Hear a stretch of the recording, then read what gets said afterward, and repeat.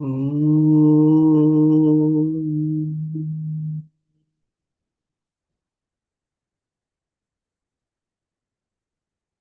Om.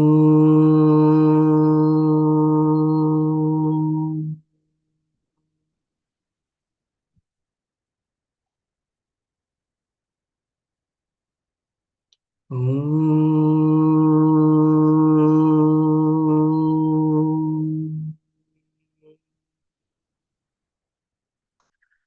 Om Sahana Bhavatu Sahanau Bhunaktu Sahaviryam Karavavahai Tejasvinavadhitamastu ma vidvishavahai. Om Shanti Shanti Shanti. Narayanam Namaskritya Naram Chaiva Narottamam Devim Saraswatim Vyasam Tato Jayamudirayet. Jai Gurudev. So we'll just run through whatever we have done thus far using this index contents. So chapter 4 started with this knowledge is the ultimate and most exalted. Evolution of the universe from Prakriti and Purusha, the three gunas of Prakriti. These gunas bind the Dehi. Sattva expresses as and binds through pleasure and knowledge. Oh, sorry. I think I've got the wrong chapter. So I'm wondering what is this? Chapter 14. But the titles are concerned to our whatever we are reading I only. know, I know. That is true. I wanted chapter 4.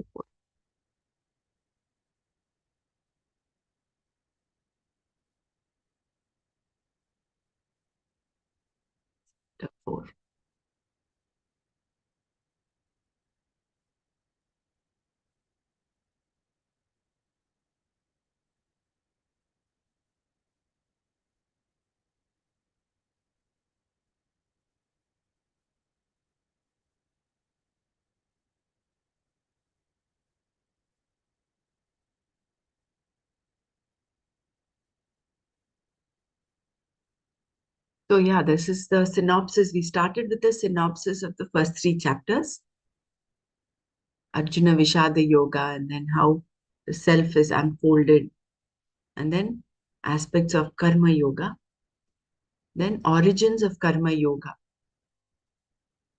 from teacher to student, the Sampradaya. Self-knowledge does not go away. It is always there. 2 types of eternity.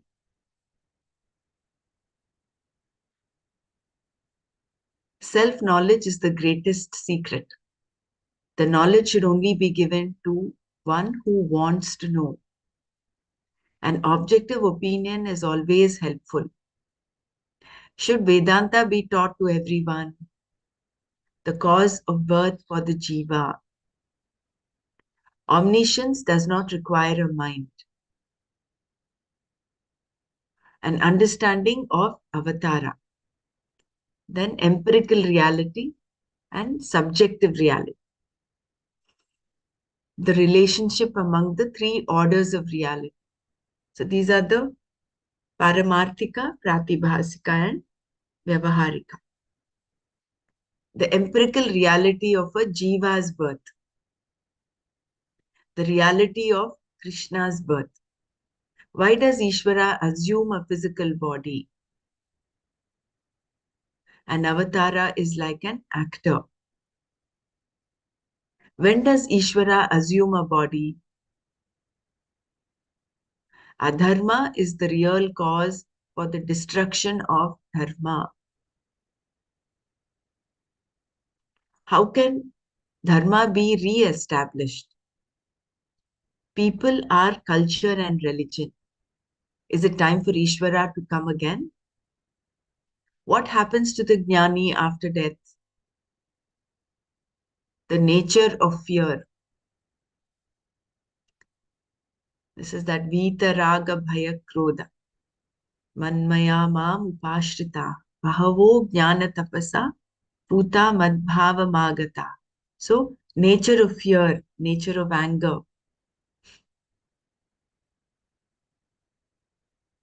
the vision of non-difference between Ishvara and Jiva, relative and absolute Shuddhi.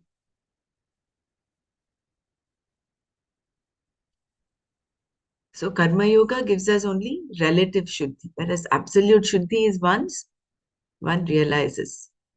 The pursuit of knowledge is the primary tapas. So Jnana Tapasa. So that is the primary tapas. All the other tapases are to prepare the mind to get this knowledge. Does everyone come back to Ishvara? As you sow, so shall you reap. There is no pagan's prayer, there is only prayer. So everyone is actually pursuing and is on the path of Ishvara only.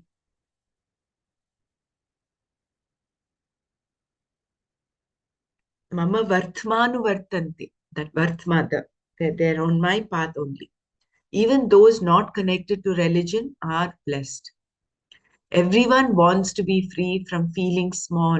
This is the fundamental desire everybody has. The spiritual path need not be arduous. Why? Because knowledge, which is the last step, final step, is a matter of understanding. It's not a matter of achieving. And therefore, that is not, that is effortless. All matter is Bhagavan alone. Because everything is created from him. How you invoke the Lord is your choice. Whether you want to invoke him in the form of biceps or in the form of money, in the form of fame, in the form of wealth, in the form of knowledge, it is our choice. People want immediate results. And that is why they sidestep. They don't, they're not, all of them are not pursuing Ishvara. All of them are not pursuing Brahman. They want immediate results. Is the Lord really impartial? Has God himself said we must follow him? Then the nature of the gunas, the four groups of people according to guna, the universality of the fourfold division. So whether it is in India or any other place, there is always there is a classification that exists. Duty-based division among people. This is karma based on karma vibhaga. And then karma yoga and a duty-based society. Superiority is determined by one's maturity, not duty. So, what is the superiority? It's based on the inner composition. Sattva, Rajas, Tamas, that is the highest. And then you have Rajas, Sattva, Tamas, and Rajas, Tamas, Sattva. And then the bottom rung is Tamas, Rajas, Sattva. Duties may change, but qualities do not. Krishna is doer and non doer. Know yourself to be a non doer. So this is where we stopped. Let's go back there. So it's good to recap once when we,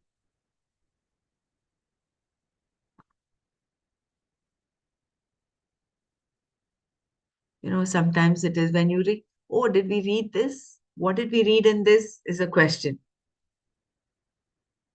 Second, this, five.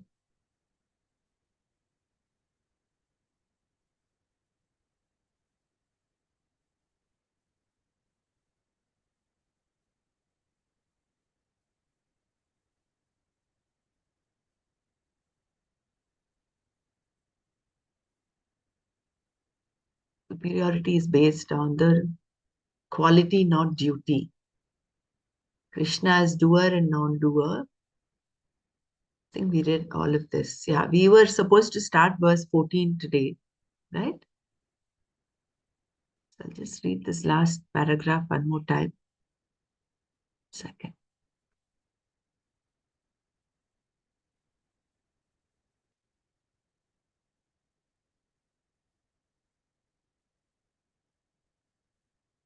Krishna as doer and non-doer.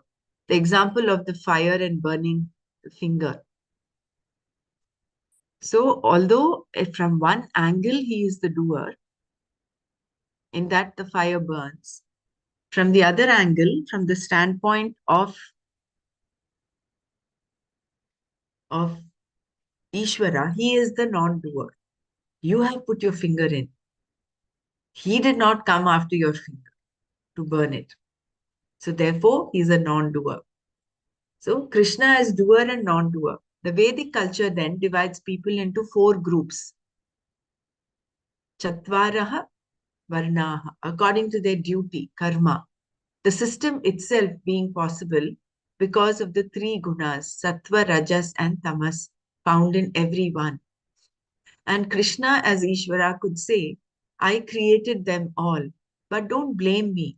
I am not the doer. Because of their own karma, they are born differently. To blame Ishvara is like putting your finger in the fire and when the fire burns it, asking the fire, did you burn my finger? Then the fire replies, yes, I burnt your finger. And when you ask, why did you burn my finger? The fire says, I didn't burn your finger. But you continue. You told me you were the karta. You were the one who burnt. You said you did it. Yes, I said it, the fire replies. Then you say to the fire, but you also said you are not the karta. You said you are akarta. Why? That is because I didn't burn, the fire says. But you burnt, you say. Yes, I burned, says the fire. Then again you say, but you said you didn't burn. Yes, agreed the fire, because I didn't burn. What is all this? The fire says it is the karta and it also says it is akarta. Then the fire explains, I did it because I burnt the finger. Nobody else burnt the finger. It was me. But I didn't do it because I didn't go after your finger, did I? You stuck your finger into me. You asked for it and you got it. After all, I am fire, Lord Agni. In whichever form you invoke me, in that form I will bless you. You can try again. I can boil water for you. I can warm up your room or your hands, and I can burn your fingers too. What do you want from me? What do you want from me? Tell me, and I will give it to you. But don't blame me. From my own standpoint, I am not the karta. From the standpoint of what you receive from me, I am the karta because you get whatever your karma deserves. I am the law and I cannot transgress the law that I am. So, from his standpoint, he is akarta. Akartaram avyayam. So, from that standpoint, that changeless entity, that Satchidananda Swarupa, Advitiya Swarupa, he is a, an akarta. But from our standpoint, because we are receiving it, we're experiencing it, he is the karta. So there are some things like this which are not logical, right? That doesn't appeal to the logical mind, but we just have to accept and move forward.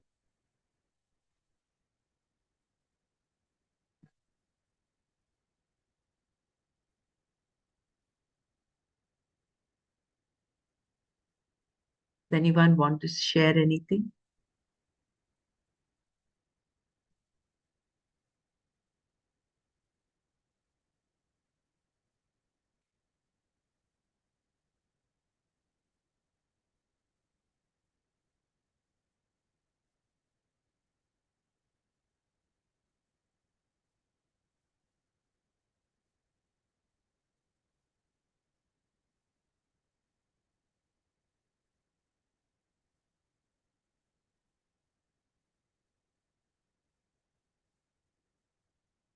So, Swami Chinmayananda, when we were reading at the Atma Bodh, in the introduction, he had mentioned, we lay our blueprint of our life.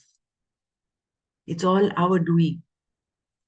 If we are sitting here reading this Bhagavad Gita and we are doing Manana, it is because somewhere earlier we all had this intention of learning the Gita.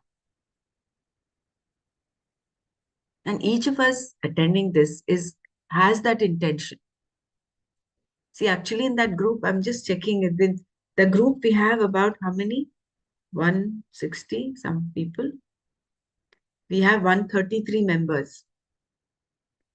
But why is only, a small group of people coming together? The opportunity is there for everyone. Similarly, Gurudev has given us this beautiful knowledge in the happiness program. Everything, whatever, this knowledge is there.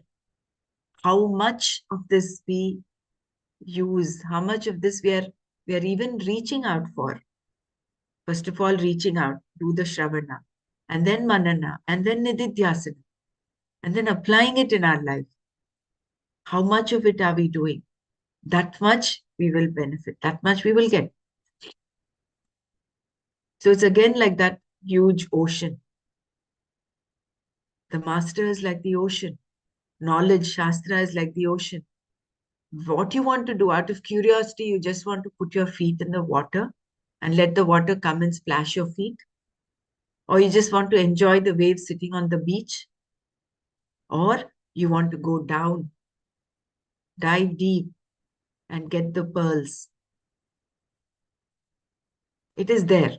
How much we want to do, it is it is there with us. And therefore we put this blueprint. We put the blueprint of our own karma. So, like in this example, you put your fire, you put your finger in the fire.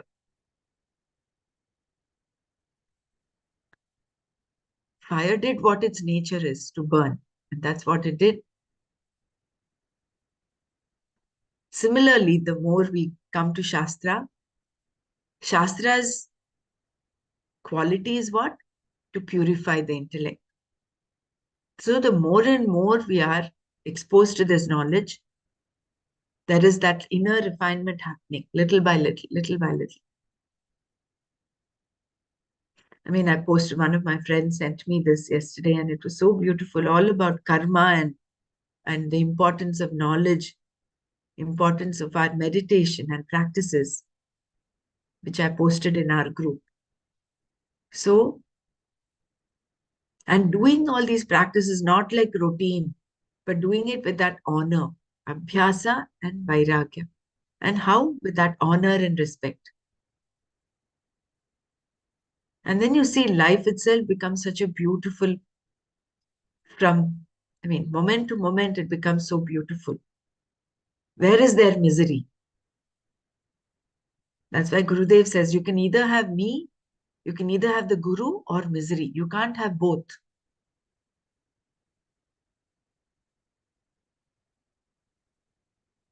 When you drop this connect with the knowledge, when you drop the awareness of all these beautiful points, then we become miserable. But when we are aware and we are using our all the four pillars of knowledge and the knowledge that we learned, there cannot be misery. We'll just smile through everything.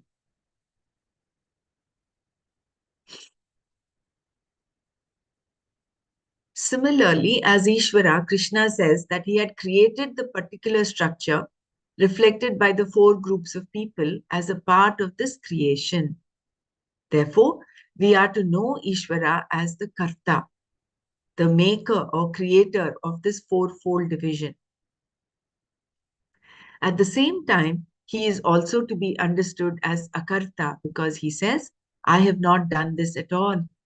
I am a non-doer. How can this be? Only from the standpoint of the world and the four groups of people in it can we take Krishna to be the doer, the Karta.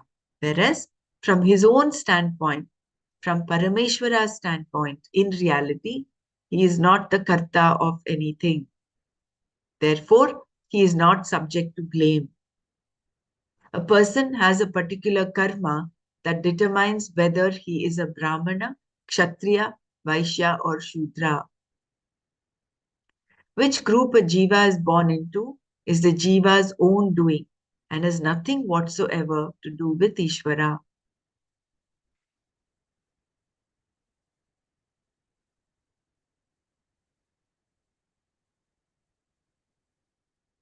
This fourfold division is in the creation. Those who have sattva as a predominant quality become brahmanas, and those who have rajas as predominant become kshatriyas or vaishyas. It all depends on one's composition. Everyone has the capacity to change his or her composition because everyone has a free will. One's composition has nothing to do with Ishvara.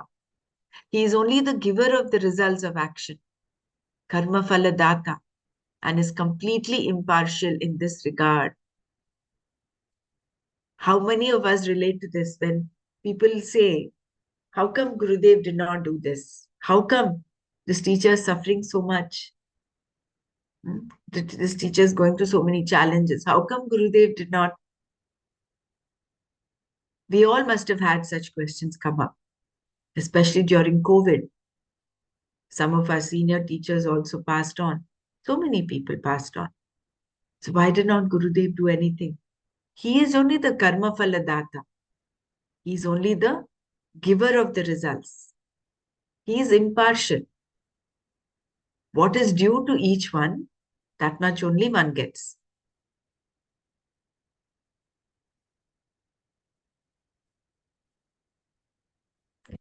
We have the capacity to change our composition. So, how determined are we to make a difference in our own quality of the mind? Wherever we stand, wherever, supposing we are on the bottom rung, tamas, rajas, sattva, are we moving up to rajas, tamas, sattva, then rajas, sattva, tamas, and then finally to sattva, rajas, and tamas? And even that has to be dropped. That is only for preparing the mind. So karma yogi is one who has the sattva, rajas, tamas quality, which is predominant. And in such a prepared mind, once knowledge dawns, then even this, all the three gunas, you as though get free of the three gunas. Not as though you do.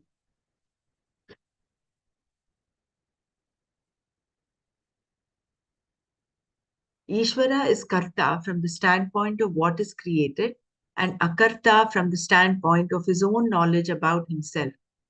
Meaning that for him, there is no notion that I am the doer.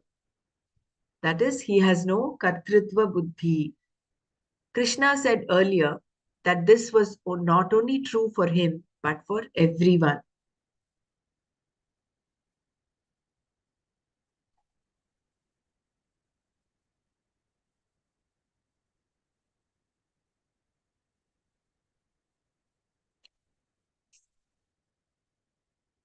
Anyone who looks upon Ishvara as oneself, Atma, as the Akarta, is also Akarta. So all jnanis are Akarta. There's no difference between Brahman and the jnanis. They're one. So further Krishna says, Namam karmani limpanti, name karma phale spruha, iti mam yobhijanati, karma bhirna sabadhyate. Karmani, actions, mam, me, na limpanti, do not affect. Karma phale, with reference to the results of action, me, for me, na spruha, there is no longing. Iti, thus, yaha, the one who, mam, me, abhijanati, knows clearly, saha, that person, karma bhihi, by actions, na badhyate, is not bound. So, कर्माणि मां न लिम्पन्ति कर्म phale me न स्पृहा इति यः माम् अभिजानाति सः कर्मभिः न बध्यते. Actions do not affect me. There is no longing with reference to the result of action for me. The one who knows me clearly in this way is not bound by actions.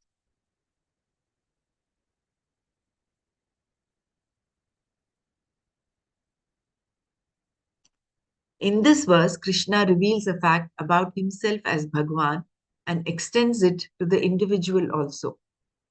Even though Bhagwan has created the world and everything in it and performs various actions to keep it going, all these actions, whatever be their nature, do not affect him. Hence, he says, Namam karmani limpanti. The actions do not touch me.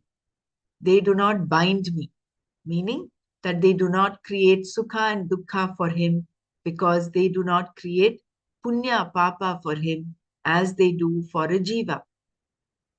And why do his actions not affect him? Because the notion, I am the doer, is not there for him. The jiva, on the other hand, superimposes the notion of doership upon the atma and then thinks that the self is doing all the actions. The self here is the small self, not the big self. And once you have doership, kartritva, you also have enjoyership called bhoktritva.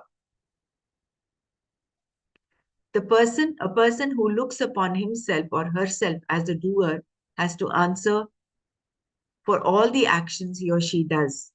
But in fact, the self is not a karta. Yeah, the self is not the small self, it is the self.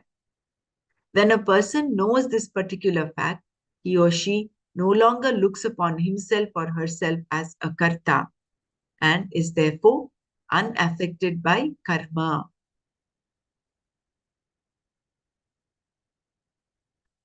The question here may then become, if Krishna knew he was not a doer, why did he do karma? Was it because of a desire to accomplish something? No, he says. With reference to the result of action, there was no longing, no craving, no want whatsoever in him. Name karma phale spruha. Therefore, when he performed karma, it was not for gaining a result for himself. He did not look upon himself as one who was going to be better by performing a certain action.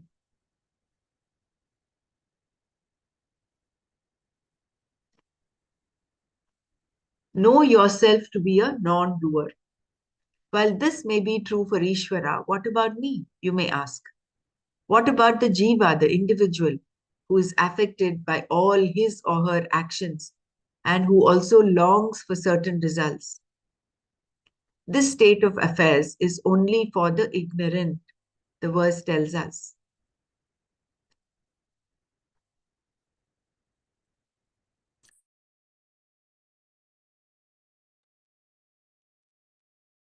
The one who knows him clearly, yaha mam abhijanati, Krishna says, can also say,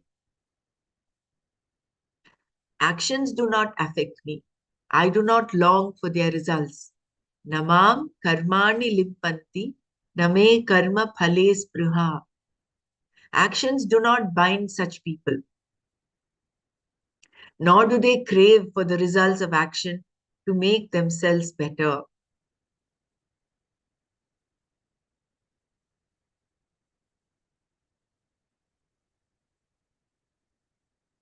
The word janati means knows, and abhijanati means knows clearly. The one who knows Ishvara clearly as oneself is being talked about here. There is no other way of knowing the Paramatma, the non-doer. The Atma that is common here is the one who does not do, the one who is free from all attributes. This is the Atma that Krishna is talking about. For Atma, then, There is no doership, no enjoyership. As long as the notion of doership is there, there is a distinct entity. And when this notion of doership is gone, enjoyership also goes, leaving only the Atma that has no distinguishing features whatsoever. The Atma that is non doer, non enjoyer, performs no action whatsoever.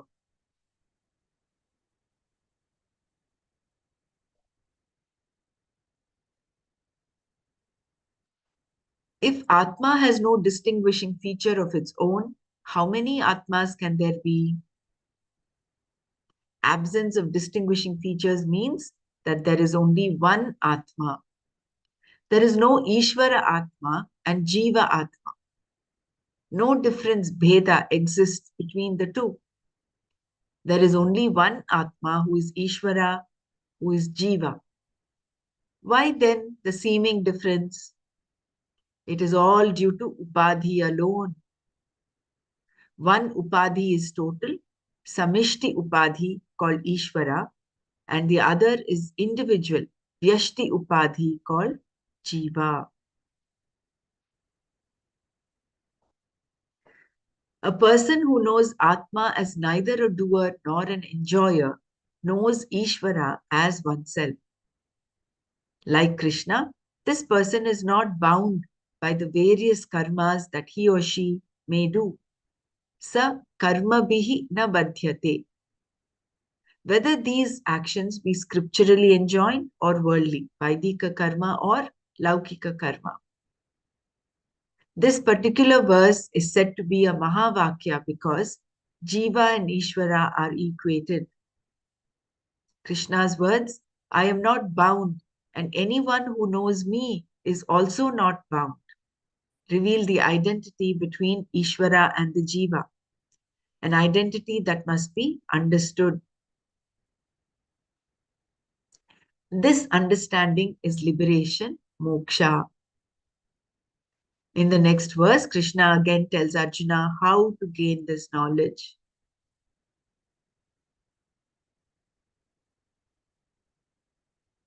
Evam jnatva kritam karma purvairapi mumukshubhihi kuru karmaiva tasmat tvam purvaih purvataram kritam.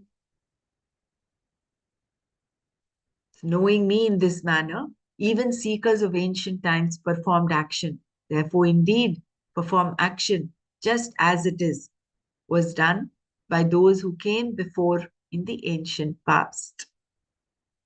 I think we'll stop here. I will want to, let's just reflect on this. If you want me to repeat, I will repeat the whole verse again. But let's share our understanding of this.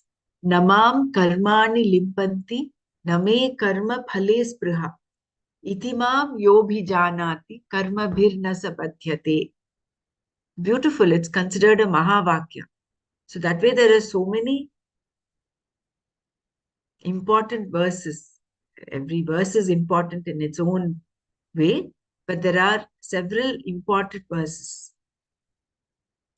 Which is why I think Ramana Maharshi, picked and chose all those 34 verses.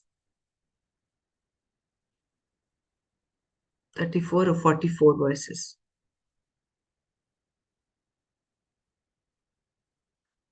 So the one who knows me as the non-doer is also liberated.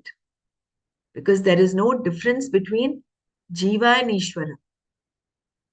Jiveshwara Bheda is only because of the Upadhi. Ishvara is the Samishti Upadhi, sum total, and individual, Vyashti Upadhi is Jiva. And what is this? Maya is the Upadhi for Ishvara, and for Jiva it is Avidya. It is only the seeming difference is because of this Upadhi alone. Again, it is like that crystal. Swami China would give that example of a crystal, spatika crystal, which is crystal clear. By itself, doesn't have any color. But when you keep a hibiscus flower next to it, what does it reflect? It reflects, it's as though the linga is, the spatika crystal is red in color. But why is it? It is only because of the aropa. It is because of the superimposition of that hibiscus flower on the spatika. Similarly, because of this Maya Upadhi, Ishvara is as though the creator of the whole world. Actually, he is the non-doer. From his standpoint, from standpoint of Brahman, he is the non-doer. Akarta, abhokta. But from the standpoint of the Jagat, from the standpoint of the world, created world, he is the karma phaladata. He has created all this division.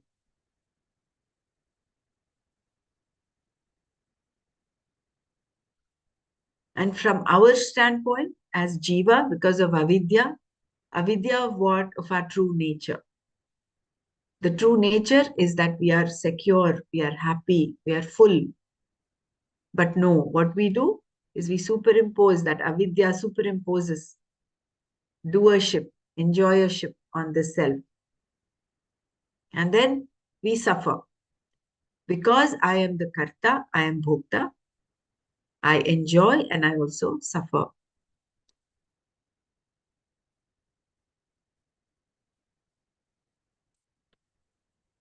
Let us all share our understanding.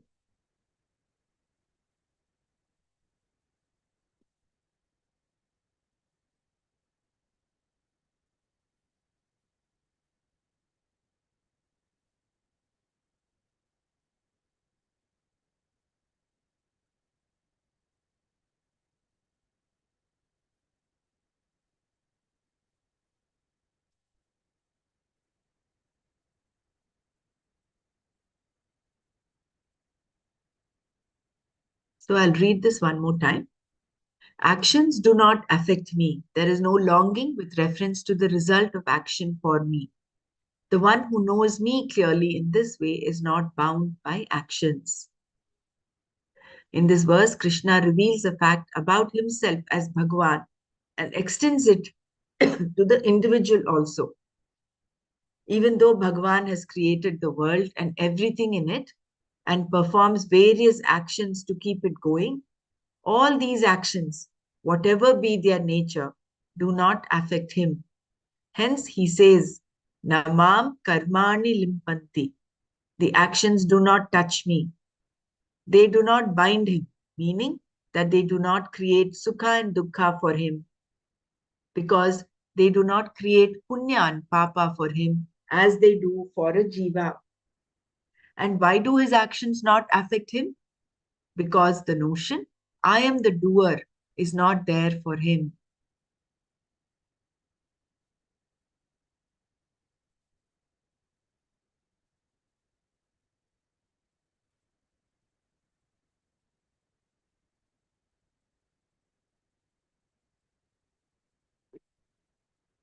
Which is the knowledge point from our happiness program can we apply here for this I am, because they do not create sukha dukkha punya papa for him as they do for a jiva.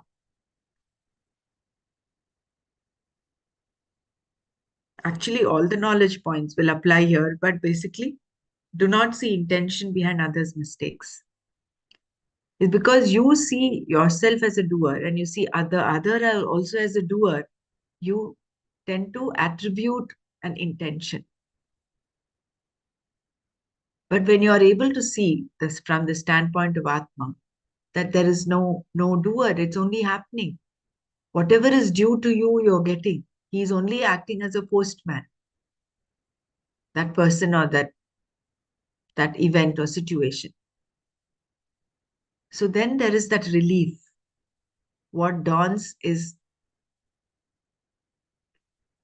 that peace of mind, that compassion. You don't look at the other person as a culprit. And you don't look at yourself as a victim. In either case, you are off balance, right? Same thing with not being a football of others' opinion.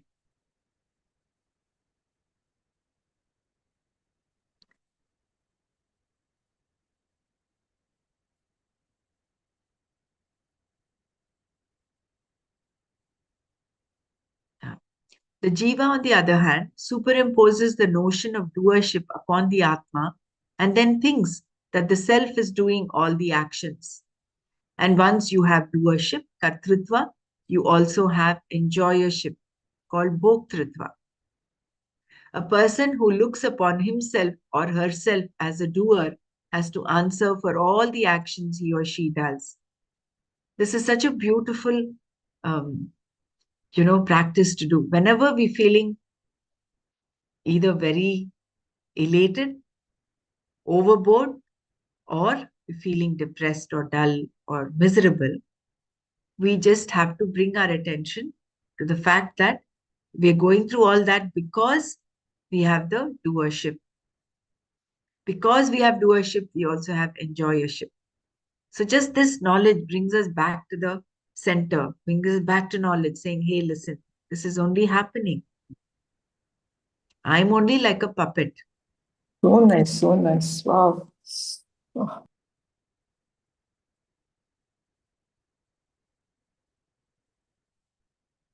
Like we do that Disha Pranayama that Gurudev has taught, the one, the different emotions are not you. They're only deities and different angels in different directions affecting you. You are that crystal clear spatika. It's only because of a false superimposition that you think you are getting angry, you think you are getting jealous, you think you're getting this, but free yourself from all of that because you are not the doer. The jiva, on the other hand, yeah. So, and once you have doership, you also have enjoyership called bhoktritva. A person who looks upon himself or herself as a doer has to answer all has to answer for all the actions he or she does. But in fact, the self is not a karta. But this, again, this knowledge, where do we apply? In the Vyavahara, you will have to see the difference. You cannot say everything is Ishvara and then, so the plate is same as dosa, you can't. So, from the standpoint of Paramarthika Satya, yes, there is no difference, no bheda, no doership, no enjoyership. But then, from the standpoint of Vyavaharika, we have to take responsibility for our actions. You cannot just go around shooting people and say, I'm not the doer.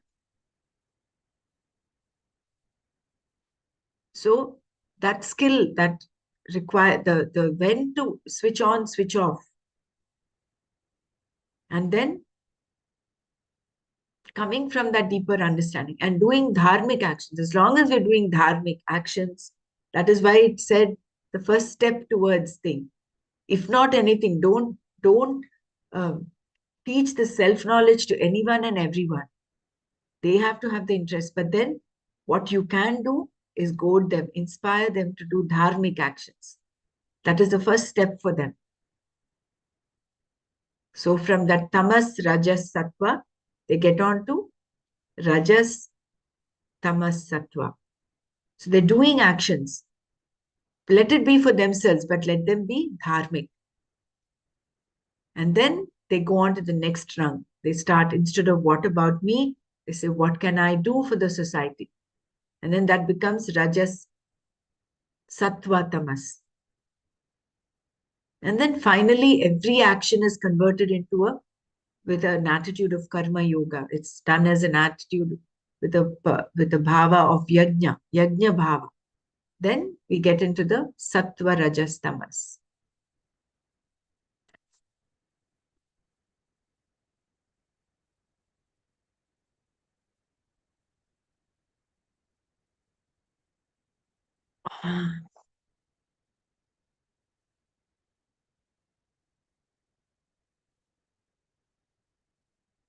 But in fact, the self is not a karta. So when a person knows this particular fact, he or she no longer looks upon himself or herself as a karta and is therefore unaffected by karma.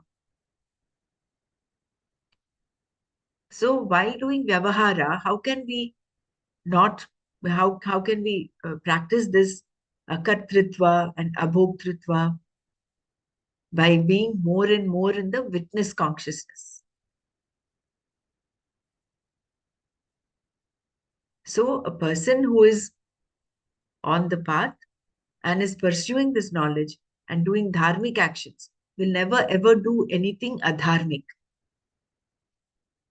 So all those things about I steal and I'm not the doer, how will it affect me?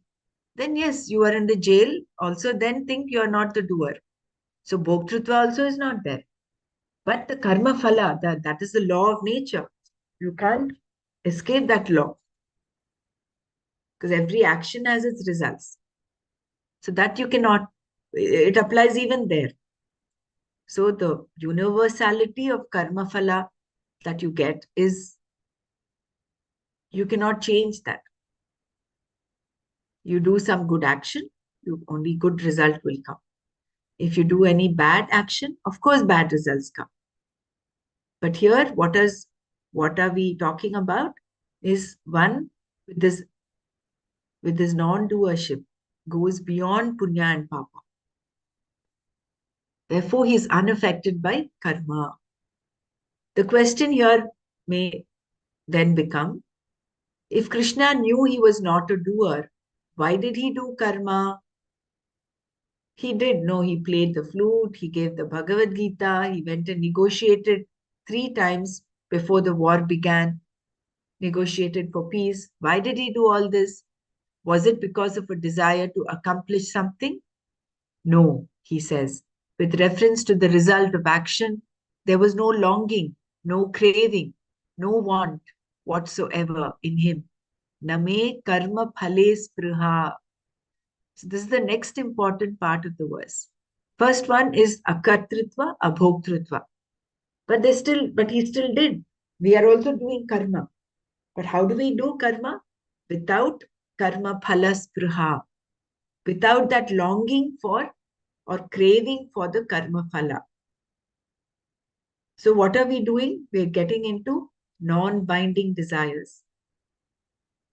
If that spruha is there, that longing is there, it means we have got binding desire. Oh, if I don't eat gulab jamun today, I have to eat it. That becomes a longing, craving. If I don't get it, my life becomes miserable. So all that in verse 62, 63 of chapter 2. Dhyayato vishayan pumsaha sangasteshu pajayate. Sangat sanjayate kamaha. Kamat krodho bijayate. Krodhat bhavati sammohaha. Sammoha smriti vibhramaha. Smriti bhramshat buddhinashaha. Buddhinashat pranashyati. So that desire, when obstructed, is not fulfilled, then it ferments into anger, directed at the person or the obstacle that is preventing you from getting your desire fulfilled. And then come krodha, comes sammoha, delusion, loss of memory. You don't even remember who you're talking to. It could be your beloved husband, it could be your beloved father, mother. We forget. And then smriti bhramshat buddhinasha. Viveka takes a toss. No Viveka there. And what comes out is all foul, filth that comes out. So, whereas here, what is he? Na karma phale spruha. There is no longing for the desire. Therefore, when he performed karma, it was not for gaining a result for himself. He did not look upon himself as one who was going to be better by performing a certain action. So he did it for the sake of people, not for himself. Because he is already full. Know yourself to be the non-doer. Well, this may be true for Ishvara. What about me, you may ask? What about the jiva, the individual who is affected by all his or her actions and who also longs for certain results? This state of affairs is only for the ignorant, the verse tells us. So, one who is bound by avidya, the one who knows him clearly, whereas the jnani, yah mam abhijanati, Krishna says, can also say, actions do not affect me. I do not long for their results. Namam karmani limpanti, name karma phale spruha. So that Modi ji is going to the ashram doesn't matter to Gurudev. He is not longing for all that. It's just happening. All the world culture festivals, they just happen. He is he affected by that? No. He did it for the sake of the world, not for himself, not for him to gain some name and fame. That was not the intention at all. So he is not affected by the results of action. That's why you see, you watch Gurudev, no matter who the person is who comes on dais, however great he or she is, in our eyes, in our little eyes, we think, oh, he's great, he's this famous, this and that. But for him, he's so neutral. So actions do not bind such people, nor do they crave for the results of action to make themselves better. Because they're coming from the standpoint of, I am full, I am purna, I am secure. I don't need to do anything to better me. What they're doing is for loka kalyanartham. It is for the welfare of others. The word janati means knows, and abhijanati means knows clearly. The one who knows Ishvara clearly as oneself is being talked about here. There is no other way of knowing the Paramatma, the non-doer. So, what is the only way of knowing him? Is by knowing that I am the non-doer. The Atma that is common here is the one who does not do, the one who is free from all attributes. This is the Atma that Krishna is talking about. For Atma, then, there is no doership, no enjoyership. That is why when the more and more we practice karma yoga, the closer we are to this. Although there is that lesha avidya is still there, that little bit of doership is there, but that comes down dramatically. So we're very close to this abhijanati. We know, janati we know, but then abhijanati knows clearly, I am not the doer. As long as the notion of doership is there, there is a distinct entity. So we see the separation. And when this notion of doership is gone, enjoyership also goes, leaving only the Atma that has no distinguishing features whatsoever.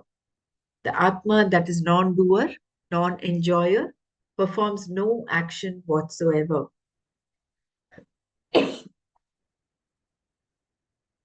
If Atma has no distinguishing feature of its own, how many Atmas can there be? Absence of distinguishing features means that there is only one Atma. It's like the white color in the that goes through the prism and brings out different colors, 7 different colors. White color, can you say how many white colors are there? There is only one. So that Atma is only one. There is no Ishvara Atma and Jiva Atma. No difference, Bheda exists between the two.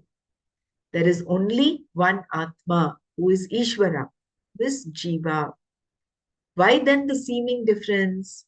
It is all due to Upadhi alone. One Upadhi is total, Samishti Upadhi called Ishvara, and the other is individual, Yashti Upadhi called Jiva. A person who knows Atma as neither a doer nor an enjoyer knows Ishvara as oneself. Like Krishna, this person is not bound by the various karmas that he or she may do. Saha karma bihina badhyate. Whether these actions be scripturally enjoined or worldly, laukika or vaidika karma. This particular verse is said to be a Mahavakya because Jiva and Ishvara are equated. Krishna's words, I am not bound, and anyone who knows me is also not bound, reveal the identity between Ishvara and Jiva, an identity that must be understood. It is not to be achieved, it is to be understood. That is why this uh, spiritual journey is not arduous from the standpoint of knowledge. But why is it arduous? Why is it Kshurasya Dhara Nita Turatyaya? The path preparation is arduous. Preparation is, if you slip from that preparation, then you have this downfall. But the actual understanding itself is not arduous. This understanding is liberation, moksha. So we'll stop here. Anyone wants to share anything before we close? I can only feel so blessed to be exposed to this knowledge. I think all of us should be grateful.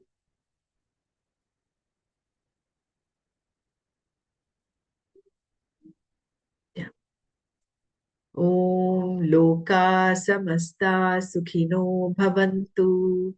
Om Shanti Shanti Shanti. Om Tat Sat Shri Krishna Arpanamastu.